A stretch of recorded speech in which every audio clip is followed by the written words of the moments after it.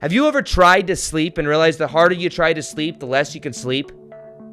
Have you ever tried to attract love and realizing the more you try to attract it, the more you resist it and the more unattractive you are? It's because you're trying to control things that are uncontrollable. The key is actually surrendering, observing your thoughts, surrendering to a larger stream of life.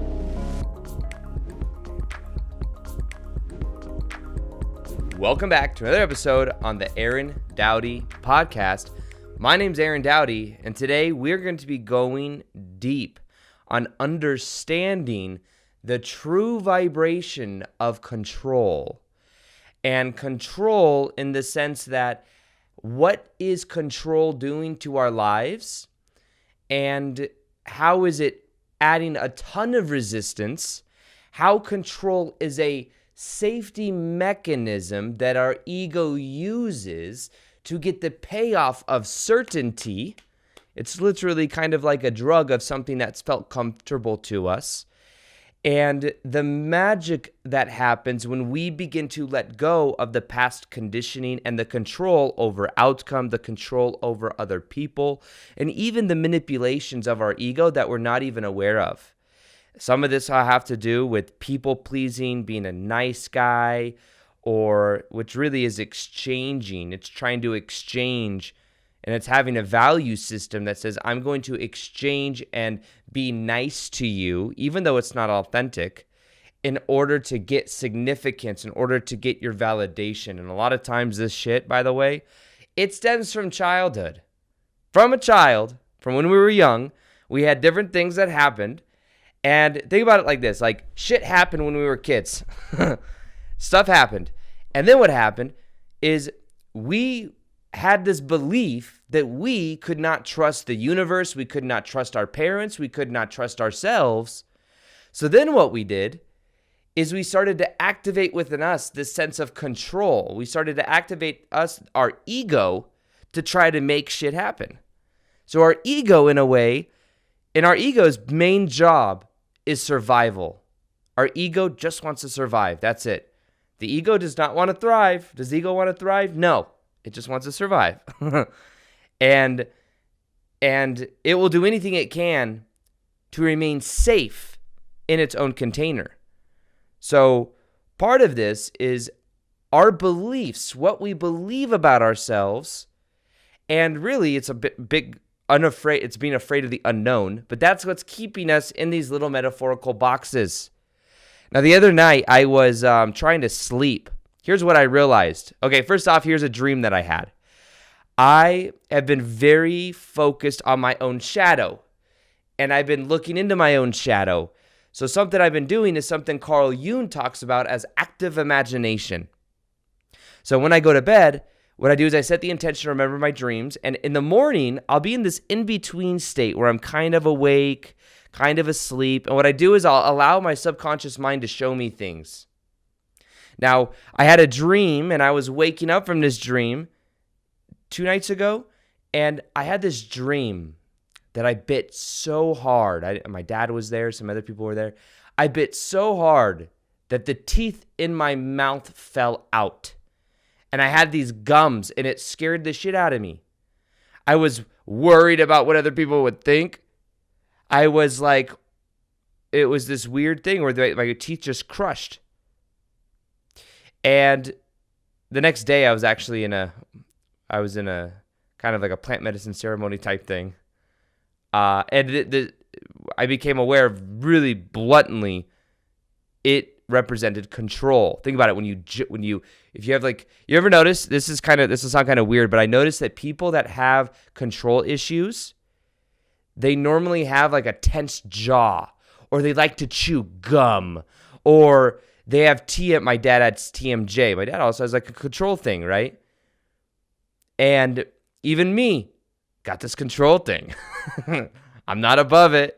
I know the vibration of it, but I still work through it, you know. So I had this dream, and I gnawed down so hard on my gums that my teeth fell out, and I was afraid. But it was a symbol of my own fear of letting go of control. And as I look into my life right now, I'm going through a phase where I'm I'm doing my best to let go of control. Also being in Sedona, the energy here is all about flow. The energy here is all about like not trying to resist things. And when I even look at my, a challenge that I've been having lately is I'm expanding what I'm doing. And my goal is I realize I actually really love making videos and making podcast episodes. But lately, like as of a couple months ago, I thought I didn't like doing it as much as I used to because I had so many different areas of the business and of life that I was focused on to where my energy was being spread so thin. So I'm like focused on the back end operations. I focus on marketing. I focus on all these different things. And in a way, it's this ego. Really what it is, it's a lack of trust in one that I could find people to do the job better than I could so that I can then focus on making content.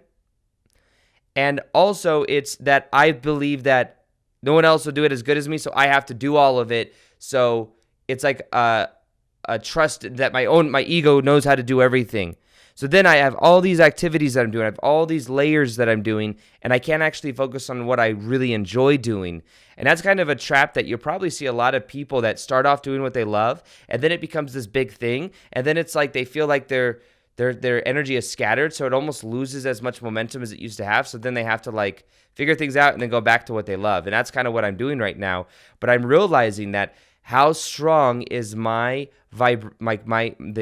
activeness in my vibration of trying to control stuff, because the control is something that is definitely there. And I go back and I go, why do I have such a deep desire to control things? And maybe my business and me doing what I love for a living, maybe this is an aspect of my control issue. Maybe also I have this big thing with, I've talked about, I've made other videos on control and stuff like that. But another thing that I did a couple months ago is I was doing a lot of shadow work back in mid last year, 2020. I was doing a lot of shadow work. And I was becoming aware. What I was doing last year is I was going into what is called the anima. Men have an anima, women have an animus. And basically, we all have masculine and feminine energy inside of us. And when we're trying to heal, when we go through a spiritual awakening, there's a phase that many of us will go to where women will go through a masculine energy integration and men will go through a feminine energy integration. And last year, I was going through this, and I wanted this nurturing. I was going through like this feminine phase, and then I was like kind of resisting all the masculine rigidity in my life. Like, there's this thing I wear that measures my heart rate, measures my recovery, measures my calories burned. I took that off, said screw that. I was like counting, like being aware of how many calories I was eating every day. And then I said screw that. And I started eating a lot. So I gained 20 pounds. And then I realized I was also feeling a lot of emotion because months prior to that, I was like detaching from a breakup. And all of this energy was like something I was storing. And then I go through the shadow work and I become aware of these things. And I just wanted to like let go of everything. And I did let go of like a lot of the rigidity. But then I was like, then eventually what happened is I started to actually do the work. I started to become aware of why is the shadow here? What is it trying to tell me? And a lot of it stems back to childhood. If you study Carl Jung or Freud, like theory, Freudian theory, however you say it.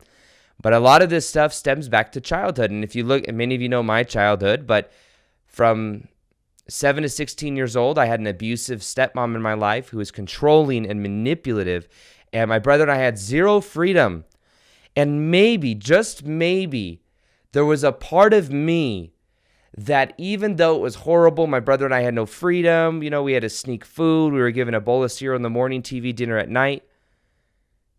And we were locked into like this mother-in-law's quarters in this house that we lived in where they had like literally a cage door. So we had to sneak into the other side of the house to get nuts and shit so that we could get enough to eat. We weren't allowed to watch TV. We weren't allowed to have friends, had to earn going to school activities. There was like a military type energy dynamic there. Maybe what happened is part of me felt safe and comfortable under that control. So I've decided to recreate it myself. So I have this rigid kind of mentality where like I work really hard and I believe I have to work hard in order to be successful. And I measure my macros and I eat a certain type of food, and I always prolong gratification at the end. Sometimes I won't reward myself until I do this, and then I reward myself. And guess what? I think some of this stuff helps with success.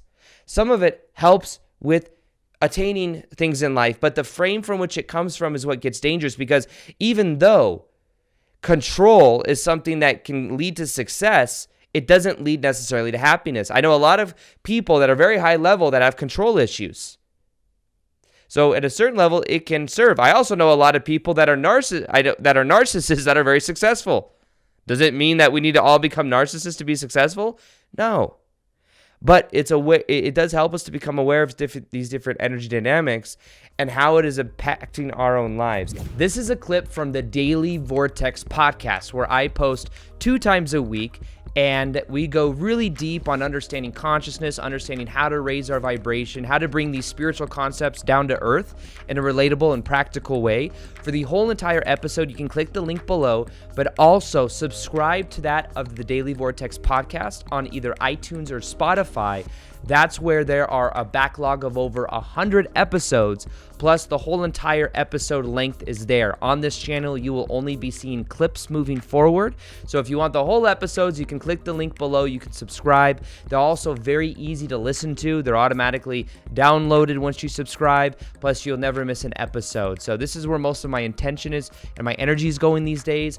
And I look forward to bringing you many more amazing episodes. But for the rest of this episode, you can click below and you can subscribe to the Daily Vortex podcast. And I look forward to helping you expand your consciousness in a very practical and relatable way. So I'll see you on the next episode. And as always, peace, much love, and namaste.